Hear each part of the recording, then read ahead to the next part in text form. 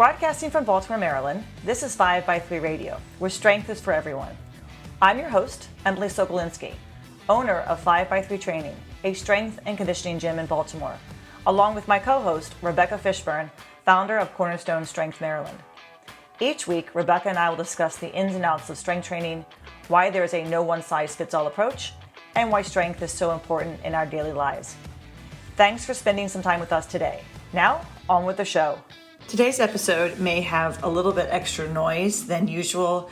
I have just moved to a new house and forgot to close my windows in my new office. So you may hear trucks and buses and the occasional seat as I shift around in my chair. I apologize for the extra noise and have learned to close the windows next time we are podcasting. Enjoy the show.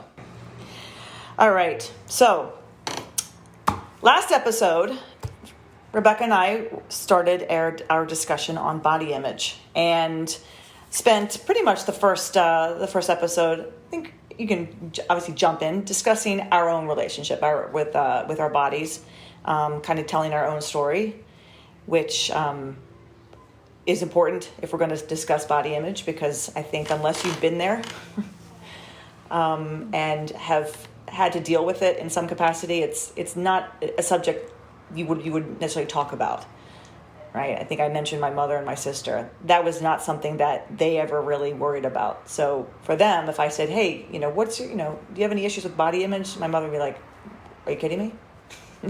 Like, what do you mean? There's probably a lucky few. Yeah, and I think, at least in my experience, there are a few. Yeah, I mean, and there's always going to be like my mom wishing that she could be like 5 pounds lighter, that kind of thing. But it's just kind of words, oh yeah, I wish I were 5 pounds lighter. But she doesn't really. It wasn't something that she ever put work into, put effort into. My mother wasn't she didn't care to go to the gym. She didn't worry about. It didn't drain mental energy or time out of her life. She didn't have, so getting her involved in strength training for the past couple of years has been exciting because she's really grown to like it. It's the one thing that over the years is something that she's really stuck with. She did videos at home, Kathy Smith videos, and she did Tae Bo. Right. She and Charlotte love Tae Bo. She did Richard Simmons, so she. That's going way back. Yeah. She tried to get into it. She brought a treadmill, but it was just so boring for her. Exercise was always boring until she started the barbell training, and that she's found really. I want to say it excites her. She enjoys it. It makes her feel good. She feels way more useful. She's definitely stronger, and as a result, she feels more capable to do for herself.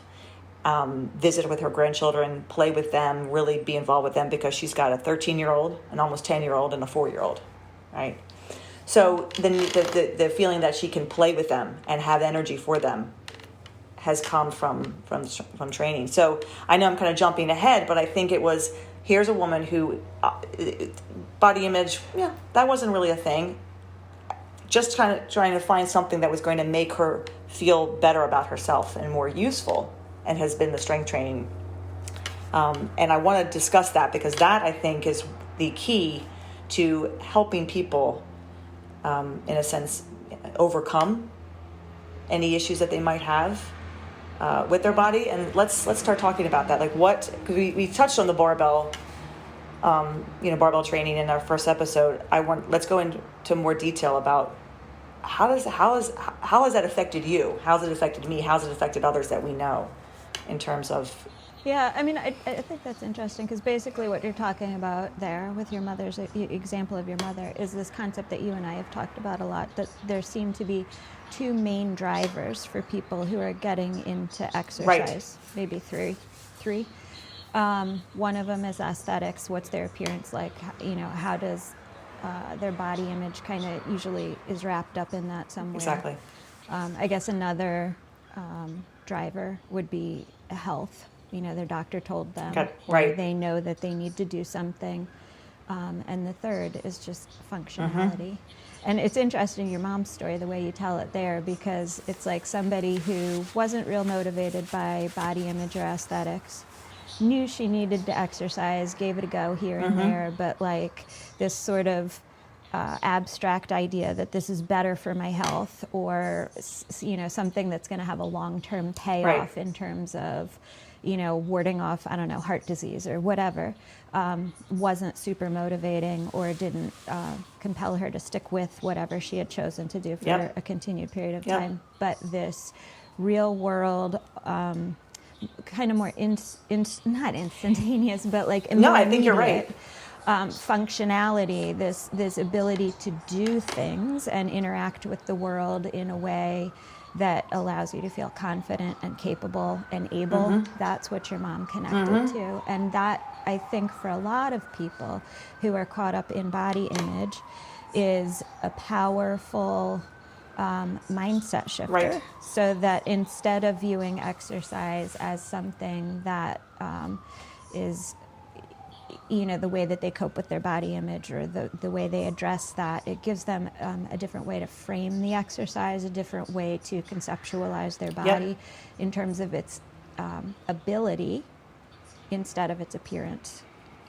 And that, I think, is like a huge piece of what's appealing about barbell training for a lot of individuals, male or female, who are struggling with trying to be smaller, trying to be thinner, trying to have six-pack abs. It just shifts your focus and gives you something to feel positive about. Yeah, I mean, it's I think that she likes the socialization of training this way, because unlike in an aerobics class or even running, you can't talk to anybody. I mean, you're in a class and you're, having to like work and focus on the instructor, or if you're running by yourself. Here in the gym with the strength training, she goes and does a set of bench, and then she rests a little bit. She chit-chats with Deb and Susan, and then she goes and benches again, and then she chit-chats. And so there's this feeling of they go and they do their work, and then they get to talk to each other, and then they go and do some more work, and they get to talk to each other. And there's a feeling of, I've accomplished something today, and I've also been able to, do something that's involving other people too, who are like-minded, who are like me and who are seeing the benefits. She definitely likes that. I mean, they all like that. They all like being able to come to the gym, and it gives them enjoyment. And I think for Susan and Deb, the women who are my mom's age, again, it's not about how they look. It's more about how they feel, and how much more capable and useful they are.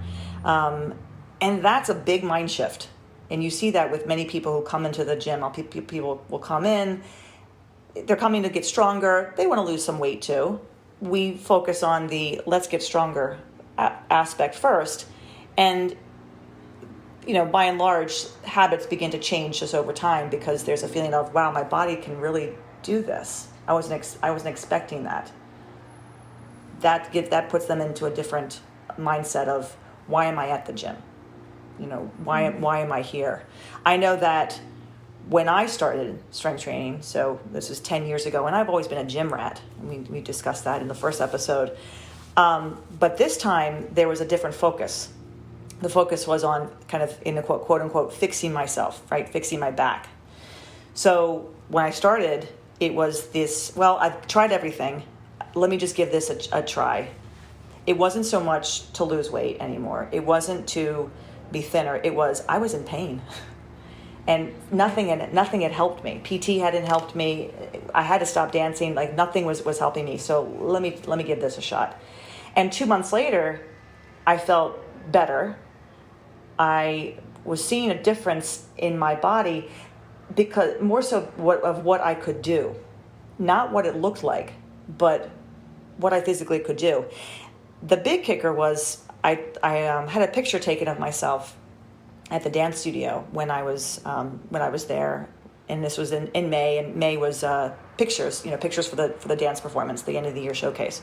So I was fooling around. I said, "Here, take a picture of me." So I posed, and when I got the picture back, I looked at myself, and it was such a shock to see myself. I looked tired. I had bags under my eyes. I had no ass. Like, I was kind of slumped over, like I wasn't standing tall. And I just thought to myself, that's what I look like. I didn't look strong. I looked weak. I looked sick. And most of it was because my back was in so much pain. I didn't feel good about myself. I couldn't stand tall because I literally couldn't stand. Fast forward a year later, after doing more of the program, strength training, and getting more and more involved with, even with coaching. I was still at the dance studio. It was my last year. I took another picture of myself in the same pose, in the same clothes, and it was like night and day. I'm standing taller. I'm fuller. I was filling out my jeans or the capris I was wearing. It was maybe a 5 pound difference, 5 or 6 pounds difference. I don't know if it was more, it was like I put muscle on probably, but it was just the sense of I actually opened up. Like I was trying to take up all the space as opposed to taking up no space. Well, and I mean, that kind of comes down to like how you frame your goals in the gym. Are they positive? Are they negative? Like a negative goal is trying to be smaller, trying to be less than, right? Positive goal is how much more can I do? How much more can I, and it's just, it's a mindset shift. But yeah, that's why, I mean, like, the more female strength logo, you get loud and take up space. Yeah. Right. So, this idea, especially I think for women in our culture where you're supposed to be small and, men can spread out, you're not supposed to take up like 2 seats, that kind of thing. So yeah, that's kind of interesting the way you describe that too, like fuller, taking up space in the world. Yeah. Having earned it. Yeah. And I think that for so many years, I wanted to be, smaller, right? Take up less space. And now all of a sudden the mind shift was, holy crap, I want to take up all the space. Like this is the difference in how physically I felt,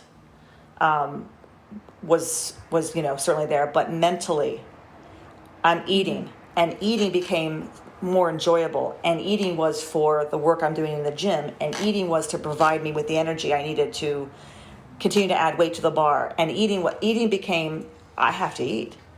This is the only way I'm going to make progress and so in my case it was adding weight on my frame and adding weight to the bar, but going from 129 pounds when I started in May, and I'm 5'7", to 135 to 140, 45, 50, to kind of see that the growth like physically, and not freak out. I spent so long trying to lose weight, and now I'm literally putting weight on, actively trying to add weight. Over what span of time? Like, what's the time frame for that? Like, how many? 5 years. Yeah. 5 years. Because that's the sort of thing too. That's not a change that's going to happen in someone's mind overnight. Like, there's almost, I think, with a lot of people, like, I don't know, you want to call it an aha moment, but like sort of a quick realization about how good it feels to have positive goals in the gym, and to come in each time and kind of like surprise yourself with what you're able to do. And that's pretty instantaneous. But as far as like what happens to an individual's body in the process, and it fills out and the number on the scale may change, that is a mental hurdle, I think, that takes a little bit longer, because for whatever reason, people often have these, whatever you want to say, irrational love affairs with certain numbers on the scale when they're talking about their weight. Like you're talking about, there was some magic number that supposedly your dance instructor had told you weren't supposed to weigh more than, and people seem to latch on to these arbitrary numbers and say, this is my tipping point. If I weigh more than this, I'm going to be unhappy. If I weigh less than this, I'm going to be happy. And it doesn't really work like that. Like the ability that someone has to feel capable, durable, successful, useful, functional, satisfied with themselves in the real world is not connected to the scale weight, right? The scale weight, what does that basically just reflect? How the force of gravity, how much force that gravity is pulling you down towards the earth. Like, that doesn't really have that much bearing on how you feel in terms of your ability to interact with the world, but we place these artificial We do. importances on these just random numbers. I actually, for a long time, didn't even have a scale in my house. Like, I was very obsessed with that for a while in middle school and high school. Like, I'd weigh myself multiple times a day.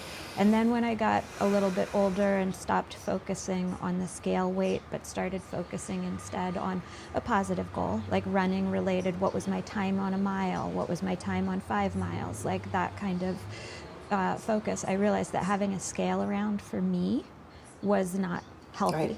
And so I just never had a scale. Right. Like my roommate in college, the one that my first year, we were talking the last time, she'd do the laxatives. She was exercise bulimic. She'd eat a whole pizza and then not eat for days. She was on a scale a lot, and I saw her behavior, and I was like, I don't want to be that. I don't want to be, tied to a certain number. So I just didn't have a scale. And I got to the point, like, when I had kids and I had to, like, fill out whatever, health form. Right. And it was like, what does your child weigh? Right. I have to send them to the neighbor's house.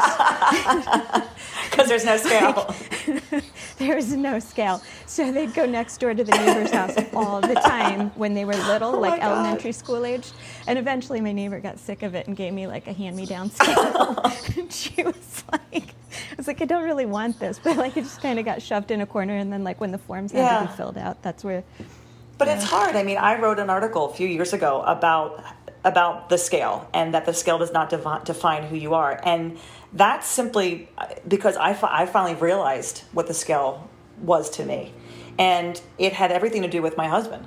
I mean, it had everything to do with Diego, who thinks in very, matter of fact, mathematical, scientific terms, no touchy-feely. That's me. I'm the touchy-feely person. And it was, this is a measurement tool, Emily. This is nothing more than a tool to know, are you moving in the right direction? Are you? And when I finally... It's like a piece of the puzzle. Exactly. It shouldn't be the whole thing. And that takes very, very long to understand and accept. So it doesn't happen overnight. And I hope people, who are listening to this understand that, like, it's okay to be a little concerned, because we have it in our minds, as you said, there should be a certain number. There's a delicate number, and we make it up. We don't know what that number is. Well, I mean, we make it up, but there's also things like BMI, where you're like your height and your Right. weight. And for somebody who's sedentary, correlate right. to indicate something about your health. And powerlifters struggle with that all the time, like trying to explain to their doctor, no, I'm not unhealthy. I'm just heavily muscle. And that's something that we struggle with. Of course, you and I discussing it with people, because someone like when Diego goes to times he's been to patient first for various things, and they weigh him. And he's 5'11", and he's 185 to 190 pounds, a little bit less now because he's been stressed from the move, so he's accidentally lost 10 pounds. Accidentally. But he's a slender guy with a lot of more muscle and weight on his frame, so he has to work very hard to keep that. And anybody who looks at him would never say, oh, this man's overweight or obese, but according to the BMI and according to his height and weight, he is. He's overweight, which you kind of go, well, that's hysterical. You look at Diego and like, that's But crazy. for a 5'11" guy who's 190 pounds, who is sedentary and maybe diabetic, it's a different person. It's two different people can weigh the same and look completely different and have completely different, statistics. So when I learned to use the scale as a tool, it's made it much easier for me to address that with my own clients who have come to me and decided to either gain weight or lose weight. I tell them, you have to weigh yourself. It's once or twice a week, same time, same day. But I say it matter-of-factly. It's like, this lets you know, are you moving in the right direction? It's a guide. It's a guide for you. And when you present it that way, and hopefully also if you're dealing with somebody who's, not really, doesn't have issues, because if I were to deal with somebody who has issues, I'm going to send them to somebody first who could really help them, a professional, right? I'm not going to deal with that. And we shouldn't.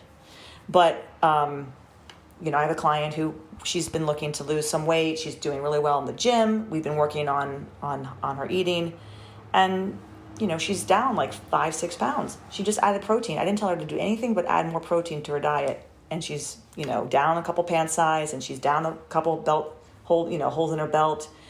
She's using the scale, and she's happy. She's finally seeing the process work. But that's somebody who was already kind of coming in with the idea of like, I'm here to work and make some changes, and I'm going to follow what Emily says.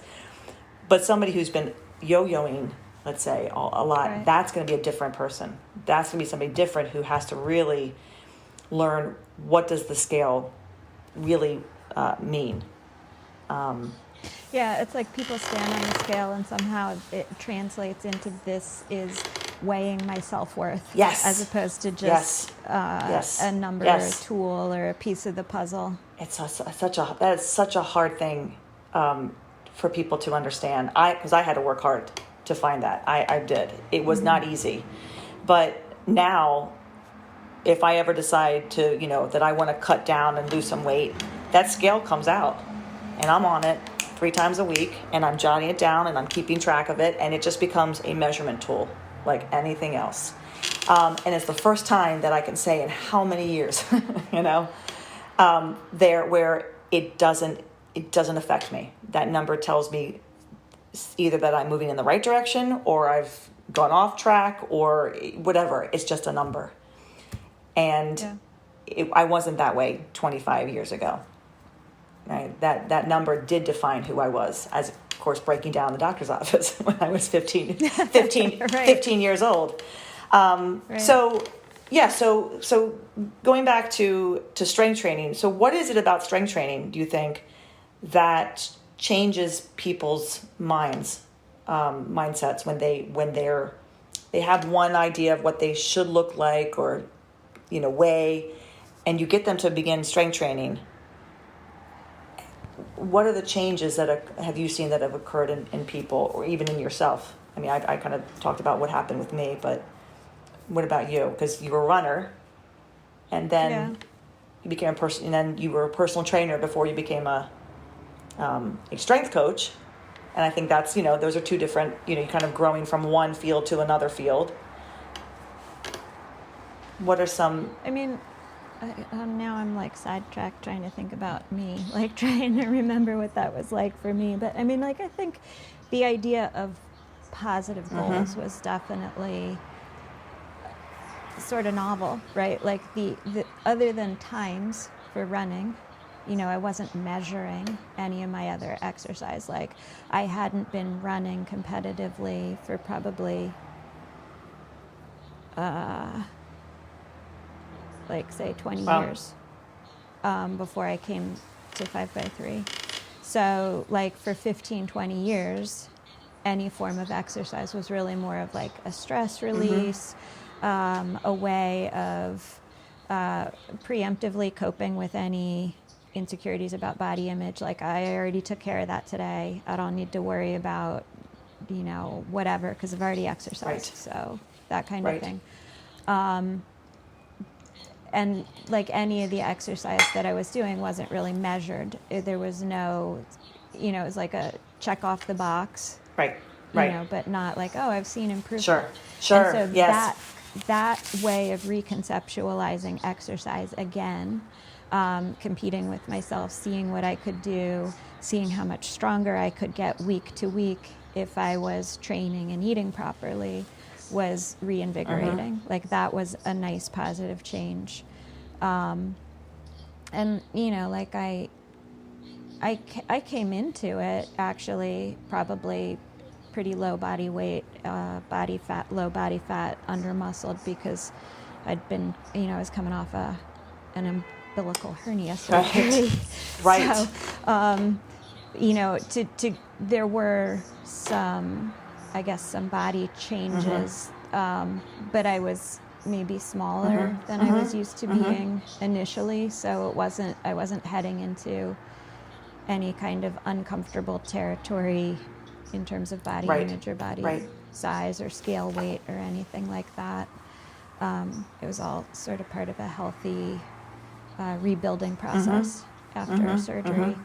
And I've had, a client in particular who had written about this for me, where she was sort of living in that like body weight obsession territory for a while, size 2 or smaller for clothing. And just how liberating it felt to her to be able to think of her exercise as something that was making her stronger and better and more durable or capable, and not something where she was always trying to be smaller. And just that big mindset shift that it just can feel so, just like liberating. Yes. It's like a weight off your back when you put the barbell weight on your back. Exactly. No. So, I mean, I think initially that's probably the biggest change, just that sense of here's what I can do, sense of accomplishment. Yeah, and I think people, I mean, it's always says that, it may sound a little cheesy to say, oh, it's so empowering, but it is. And totally is. And especially for someone who is, and I say for women, but for men too, especially when you've obsessed so much over, how you look and your self-worth and how you look, and it becomes all of a sudden you as a person and the how functional you are. That's very empowering. You feel more the confidence and the self-esteem that comes that's now somebody embodies is just, it blows you away. And I think along those lines too, like, I mean, not to say that those mindset shifts wouldn't also occur for men, but I think they're particularly profound for women, because I think our culture tends to emphasize or value a woman's appearance rather than her capability, especially physical capability. There's always like, I go to the Tractor Supply, I'm buying whatever, turkey feed, pig feed. Ma'am, can I help you with that? You go to the grocery store, they ask you if you need help with your grocery bags, right? There's this, and I don't know, I'm not a guy. I don't think I've ever been at the grocery store where they've asked my husband those questions. No. Maybe guys get answered those questions or asked those questions, but I don't. I think it's rare. So and so like to have this new knowledge of how you are able to interact with the world and be able to size up a situation ahead of time and know, oh, I 100% could sit in the emergency exit seat of this airplane because that door only weighs, whatever, it was 65 kilos or whatever it weighs. It's like, that's way less, like my deadlift is more than that, no problem. So to be able to understand how you can physically interact with your environment. And I think guys learn that as they grow up. They're expected to help out with things around physical tasks around the house in a way that maybe girls aren't asked unless you're in our house and you get asked anyway. Right. No other men. Shut up and carry the feed bag. No other men around. It's just four girls. They have to get it. Yeah, no, I'm smiling and thinking because every time, like times I've been to the grocery store and I was there one day and I had my headphones on and I see this older woman, I should say elderly woman, and she's trying to, she's looking at the case of water and you can see that she wants to be able to put that water into her cart, but she can't. And she's kind of trying to catch my eye and I'm, over there shopping and I'm putting stuff in. And finally I walk by her and I see her turn to me and say something. So I take off my headphones and she says, "You seem to know what you're doing. Can you pick up that case of water and put it in my cart?" And sure enough, I did it for her and she was, so thankful. But it was like, it was the acknowledgement that you know what you're doing instead of looking for a guy to ask. I brought, the other day I had to take back 3 12-packs of ginger ale. Diego had gotten the wrong ginger ale. So I had to, so it was like, 3, so the boxes, right? So I just put them all up, loaded them onto my arm. I had 2 up on my left arm, and I was holding one in my right hand. I walk into the Safeway, and I'm walking into the customer service. As I'm putting down the cases, one of the cashiers is like, "Oh, hey, muscles." And I'm thinking to myself, this is like, these are some just 12-pack cans of soda. Yeah, but that's interesting. not what people do. People don't carry shit. They put it in their cart and they roll it in. I don't have time for this. This is going to be rated G.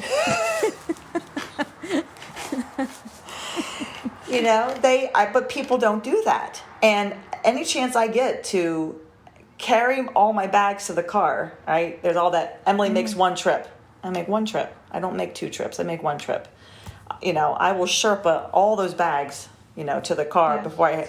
So, but wait, let's go back to that, because that's interesting. Because that kind of situation where you're just going about living your life, doing your thing, you're capable of doing something, and then somebody makes a comment like, "Ooh, muscles," is not the same thing as, "Oh, you're strong." Right? It's an observation about your body's appearance as opposed to your body's ability. I don't know. And I think she wasn't looking. I mean, I was wearing a T-shirt. I think she just thought. I think it was like, "Oh, muscles," as in you're strong. Like you must have muscle in order to carry those cans. That's what I heard.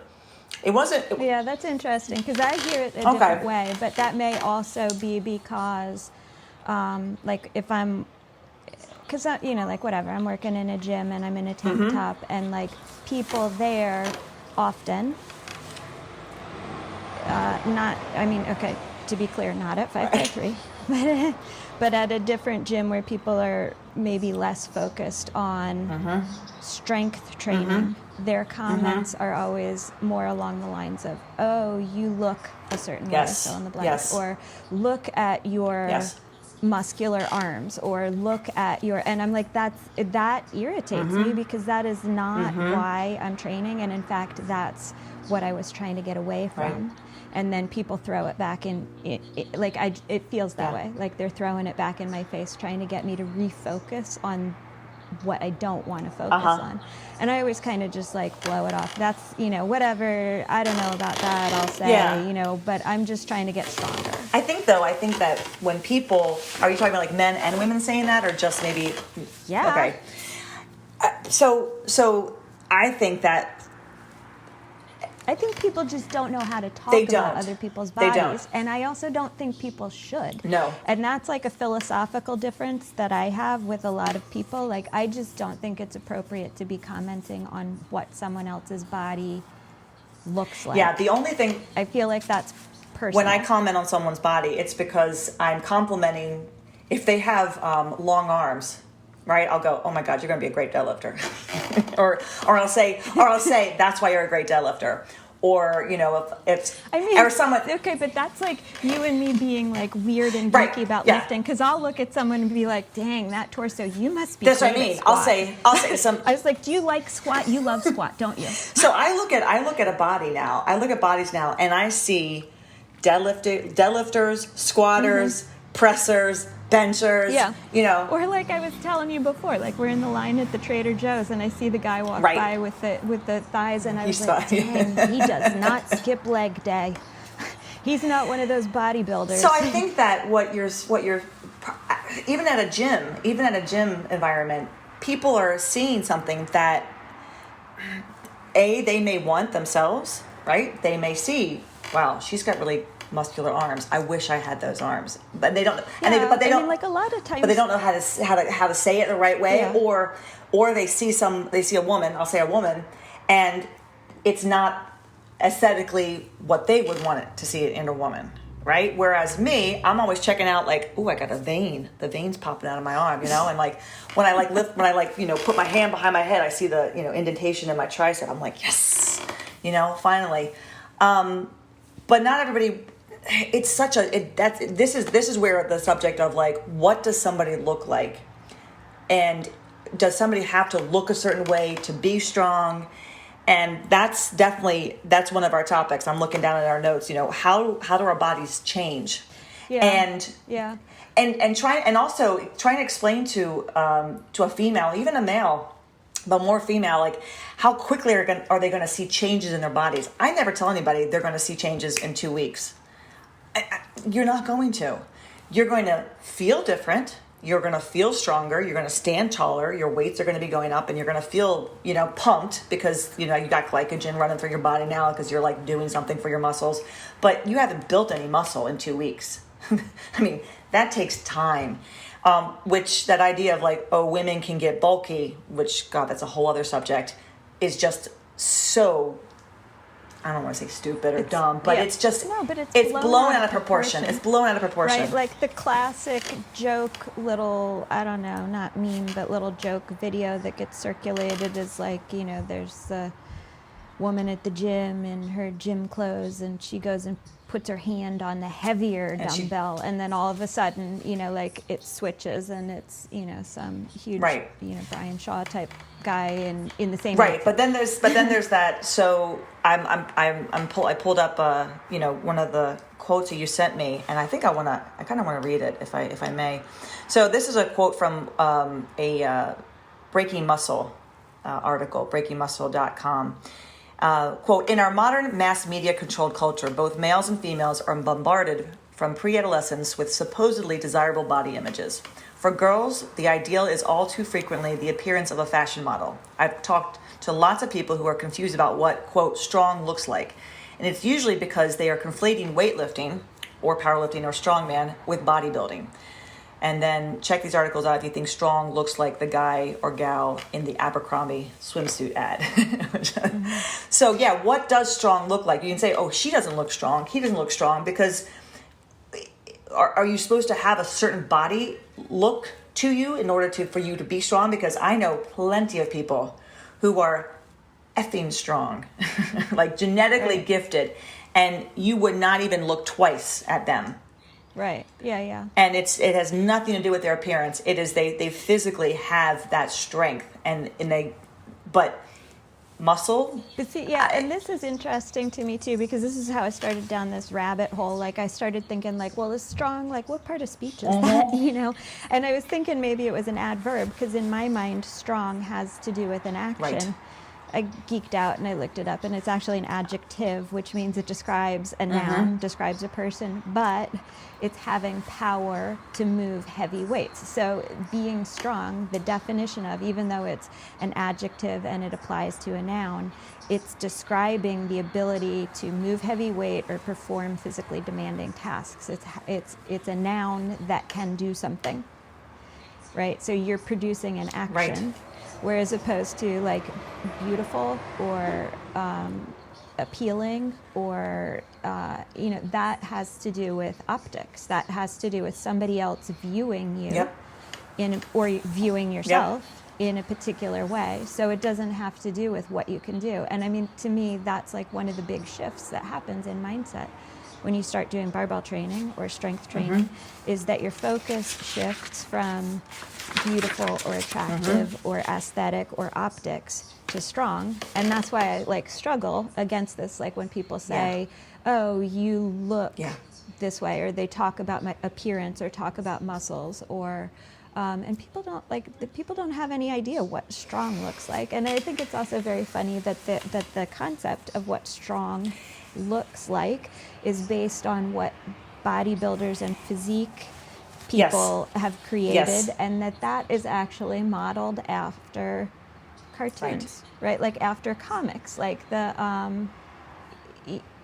like the old comic books, like the superheroes, right? And so it was like not even at that point something that was necessarily viewed as a realistic appearance, right? But that's what people have strived for. Is that the right word? Strived. And I think that the quote, what does strong look like? If they're conflating with, strength training, weightlifting, with bodybuilding. Bodybuilders spend a lot of time in the gym working individual body parts over and over again. They spend a lot of time on their dieting down so that every single muscle comes through, right? Every single, sinewy. Well, and trying to get things balanced. Right. So, if you naturally are stronger on your one side than your other, then you've got to. They're probably strong. Sure, they have strength, but their sport is not strongman. Their sport is not powerlifting. They're not looking for the heaviest amount of weight to lift. They're looking for the best traps, the best lats, the Right. best triceps. They're going for the look, the aesthetic look, the appearance. And that's why when women, especially women, look at those female bodybuilders or even female physique, models or bikini even, they see muscle. They're seeing very little fat, for one thing, right? Yeah. I mean, they're down to Yeah. like 7% body fat, or not 7%, that's men. 16%, 17% for women, right? Maybe even less than that. That's a very fat-free woman. You're talking about just like living in the essential body. Yeah, fat you range. can't survive Yeah. like that. Like after their show, that's over. Well, and that's another thing that like the average person doesn't understand either, is that is not where those people live all the time. They diet down and dehydrate to the point where, they've got those really defined muscles for the photo shoot or for the contest. And then afterwards, they go and eat 8 bowls of cereal. It's like, like I did when I dieted down for my photo shoot in 2013, and I ended up eating 2 bags of Michelle's granola after my photo shoot because I was starving. Yeah. My insides were eating me up. It is not, you cannot sustain. But it's like the day of your show, your contest, your photo shoot, like nobody's trying to say like, okay, are you going to be able to perform at your physical peak on this particular day? You probably already hit that, and then but like for a strength-based sport, you need to be at peak physical condition on that day. So bodybuilding aside, that's not what we're trying to do as strength coaches. That's not what that's not. But even just in general, like gym language, like the idea of fit, because I've encountered this same misconception about appearance and fitness as well. Back in like my more running days, like I would run 5 miles minimum, probably 6, 7, a lot of times 7 days a week, and I just don't have like a body type that, like you're talking about with Diego, like more of an ectomorph, really naturally lower body fat, naturally leaner. I'm sort of in the middle. And, at a point in my life where I was running tons, and we were out with someone else who just naturally has a body type like that. And one of my husband's friends who was visiting looked at the other individual who casually exercised but just had a naturally leaner frame, and was like, wow, she's really fit. And I just was like, oh my God, what does that mean? She looks fit. She's got lower body fat than I do. Like, you want the two of us to get into like some distance race or something? How are you measuring this fitness thing? It's a subjective concept in the same way that, bulky is subjective. So fit, strong, those are more performance-based. Yes. But we use those terms to describe appearance. And I think that's confused a lot of people. Absolutely. Absolutely. It annoys me. No, I've on more than one occasion had somebody come to the gym, and they're interested in strength training, they're curious at barbell work, but they don't want to get bulky. And I have to just say, bulky, let's talk about that term. And I'll say, well, look at me. And I said, do I look bulky? Well, no, you're long and lean. I said, I do this. What is bulky? It's not a bad word. You're talking about muscle. And I kind of try to educate the person on, well, let's talk about, what do you think bulky means? Well, I said, well, yes, that's, there's fat over top of muscle. And if someone has more fat than sometimes not even over top of muscle, because there's plenty of people who've gotten bulky from cupcakes. Yes. I mean, I look at that means bulky. The word bulky, it's not a negative word to me. It's negative for many people, and I should say definitely for many women, it's not a negative word for me. And I try to take that time to address and listen to what they say, and then try to educate them on, well, what's actually happening when you strength train, and what's really going on, and what does bulky really mean to you. And then sometimes people will kind of agree with me and realize, oh, yeah, I thought it was one thing, and I'm thinking, but you're saying this, and I'm looking around the room and seeing all these different people, and then some people just don't want to hear that, and they go somewhere else because they don't want to look a certain way, whatever that way is. And I can't even get into people's heads sometimes when it comes to that, because there's this, as you said, they're looking for something. It's a look, and I don't know what that look is, because and that's, I mean, like, and that's a hard thing to sell. Yeah, I generally steer away from that just because I think that's so muddled, like appearance related, because I get what you're saying about bulky not being a negative word. It's a way of trying to convey a concept about body size or whatever. Right. But I think the way it gets used is attached to judgment.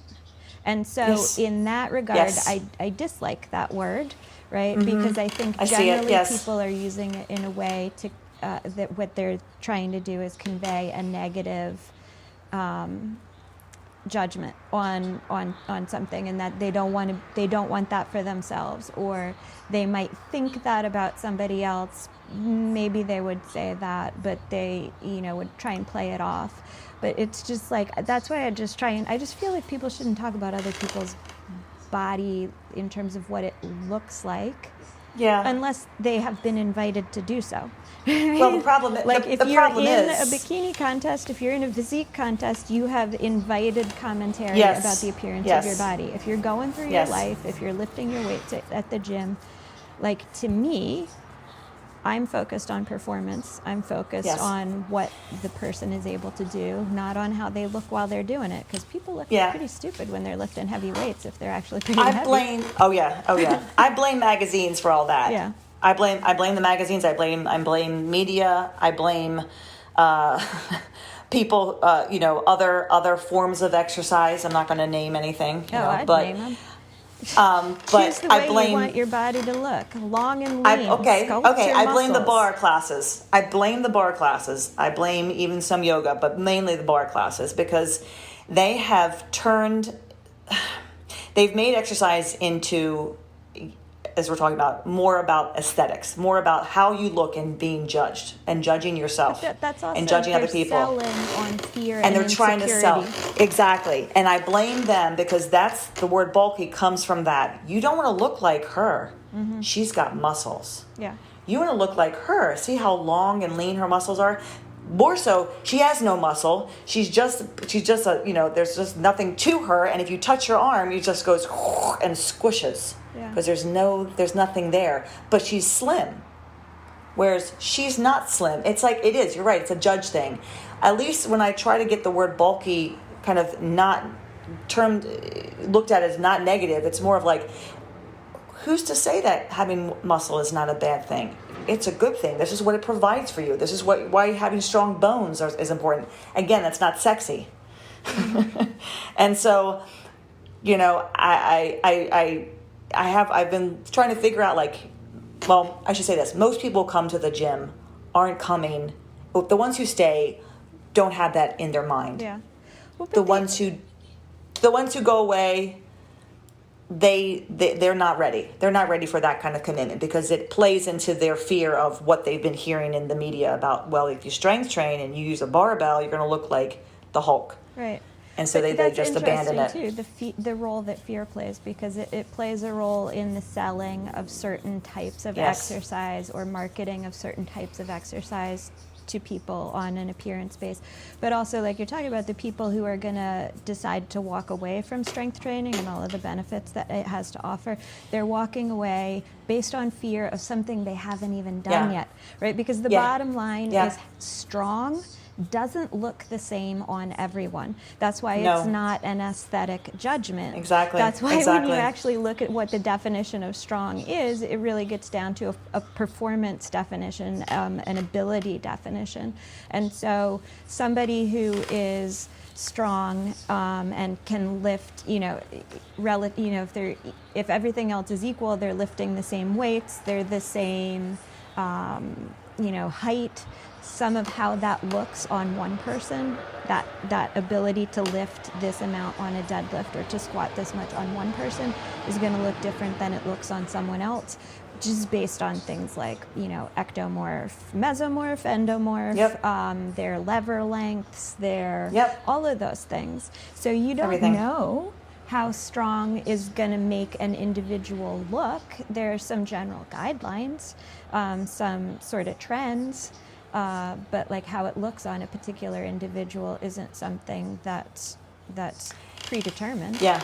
There's nothing more appealing to me than a woman coming into my gym who, when she comes in, maybe has a preconceived idea about, well, I'm here to lose weight and strength training is going to be good for me. And, when can I get rid of this flab from my arm?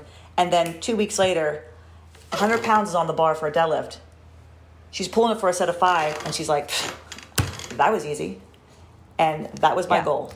Yeah. And literally it's been 3 weeks, 3 weeks. And she's like, can I go to 100 today? And I said, you know what? Yeah, let's do it. She's like, yes. And I video her and I send it to her and and the concept, maybe she still wants to get the flab from under her arms. Sure. But that right there, that 100 pounds that she just picked up and put down 5 times means more to her than anything.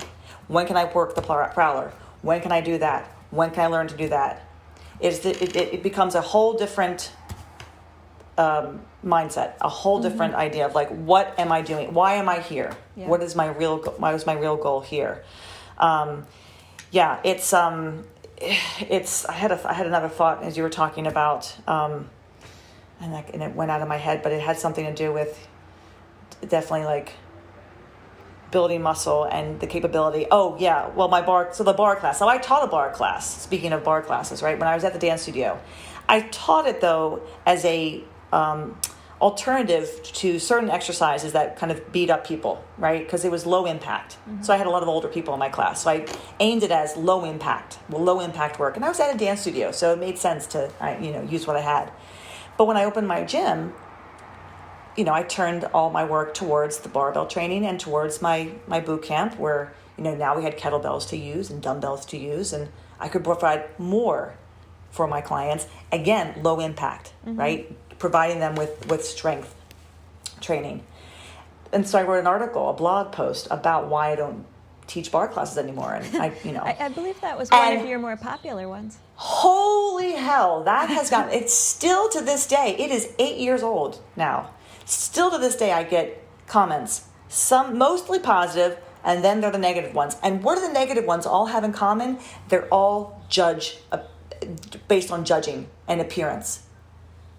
It usually is. I've had people blow smoke to me, like basically say, "Well, I'm not looking for a muscular body like you. I'm not looking for that kind of body. I'm like, I have a muscular body. Whoo, bring it on, because I've been working for that. And whatever muscular body, it seems to me I have more muscle than they would like. But it comes down to all the negative comments are always based on appearance and judging my appearance, and all the positive comments are like, thank you for doing strength training and making women stronger and waking, it's like the negative is all about appearance and the positives are all about ability and function. And it just was like, I'm always like, God, I wish I hadn't written that blog post. And Diego's like, no, it's a good thing you did. I said, yeah, but the hate the haters are real. And it all has to do with, it all comes down to appearance. You're right. It's based on a judgment. Yeah. I don't want to look like you. Well, okay. You're not going to. But okay. Not with that attitude. Now with that, it all comes down to attitude. Yeah. It's all about attitude. If you have, and that's why I tell people they're going to make progress in the gym, because if they have the right attitude about why they're there, they're gonna make progress. They're gonna feel good about what they're doing. Those who have a poor attitude don't make progress because they're not there for the right reason. They're not there for the right reason. Yeah, I'm looking at some of the notes. Being useful, a big mind shift. Not being strong, not skinny. I don't usually use that word, skinny. I don't say being strong, not skinny. I kind of always just leave the skinny part out and just talk about feeling, I mean, it's like, you know. it's funny because, like, okay, so just in general, I also just don't like, and I've said this, I think, 5 times already. I'm repeating myself. But I'm just thinking about it from the other end of the spectrum. Like, just, I don't like talking about people's body appearance because how I see someone isn't necessarily going to be how they see themselves. So, like, kind of the flip side of that is, like, if somebody who thinks that, like, looking lean or looking like a model or whatever is their desired outcome and they're afraid of bulky, the flip side of that is, like, claiming for oneself what other people term as bulky and renaming that. And you see that a lot too, I think, in strength communities where people are like, yeah, I'm thick, and, like, claiming that as but that's still, like, an appearance statement, which I still also shy away from because I don't know, like, I just am much more comfortable talking about, hey, look at the weight on your bar and look what you were just able to move.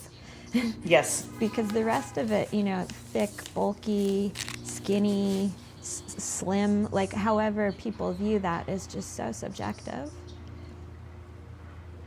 Yeah, and I spent way too long, I spent way too many years, having such a poor image of myself that that doesn't come up in my talking to people. I just can't, I've spent too long trying to make friends with that woman in the mirror. And I think, that's, like you're saying initially, that's a struggle that is something that should probably be outsourced. If that's a real struggle for a person, it should be outsourced to a professional. I try and keep people focused on what their body is able to do. And it's not like I'm going to discount someone's concerns or someone's goals if they are weight related or body recomposition related. We're going to talk about healthy ways of eating, and we're going to talk about effective ways of incorporating conditioning or active recovery or more movement in their lives so that they're burning more calories than they're consuming, slight caloric deficit, that sort of stuff.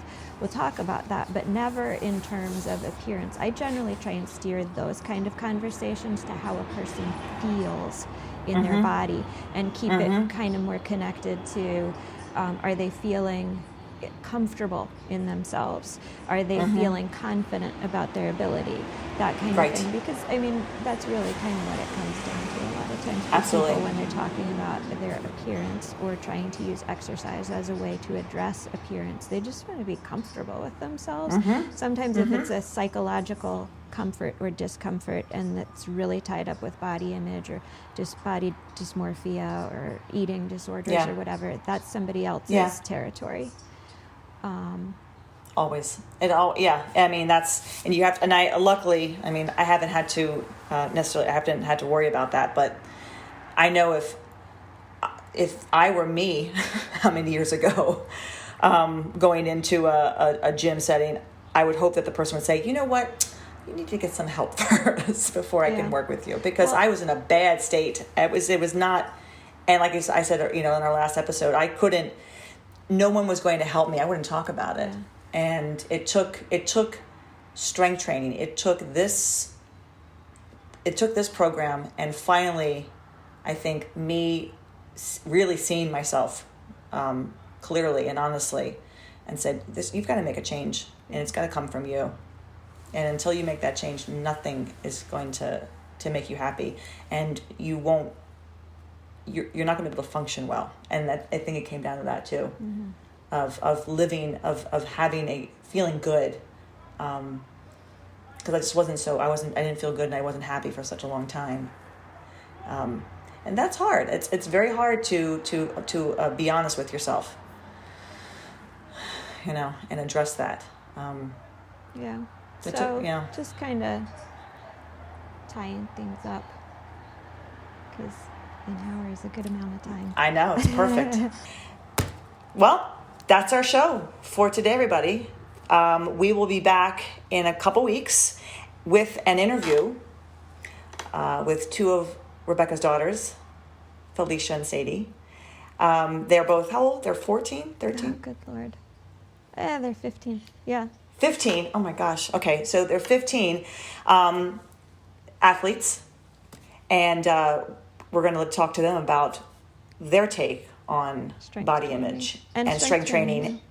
Yeah, and this is, coming from two 15-year-old girls in 2020 versus when Rebecca and I were 15 and Yeah. in 1990 something. Forever ago. another era. So we're closing out today's podcast with once again, submit any questions, comments to us at info@5by3.com or cornerstonestrengthmaryland@gmail.com. That's a mouthful. I got that right this week. I got it right. Thanks, everybody. We'll see you next week. All right. Bye. Take care. Bye. Thanks for listening to 5by3 Radio with Emily and Rebecca. If you like our show and want to know more about 5by3 training, please visit us at www.5, that's F-I-V-E, the letter X, the number 3.com. You can also find us on Facebook and Instagram. To learn more about Rebecca, please visit her website, cornerstonestrengthmaryland.com. Thanks for listening and have a great week.